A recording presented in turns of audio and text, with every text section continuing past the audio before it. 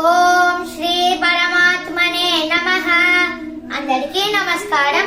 ఈ రోజు శ్రీమద్ భగవద్గీతలోని పంచమోధ్యాయమైన కర్మ సన్యాస యోగములోని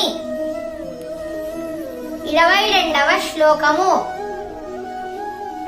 ఏహి సంస్పర్శజా భోగా దుఃఖయోనయ ఏవ తే ఆద్యంతవంతః కౌంతేయ నతేషు రమతే బుధః. భావం: శ్రీకృష్ణ భగవానుడు అర్జునుడితో ఇలా పలికారు: ఇంద్రియ వస్తు విషయ సంపర్కం వలన కలిగే భోగాలు ప్రాపంచిక మనస్తత్వం కలవారికి ఆనందదాయకంగానే అనిపించినా అవి యథార్థముగా దుఃఖహేతువులే. ఓ కుంతి పుత్రుడా, ఇటువంటి సుఖాలకు ఒక ఆది అంతం ఉంటాయి.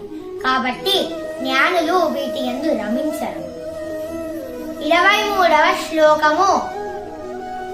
శక్నోతి హైవ యః సోఢుం ప్రాక్శరీర విమోక్షణాత్ కామక్రోధోద్భవం వేగం సయుక్తః స సుఖీ నరః.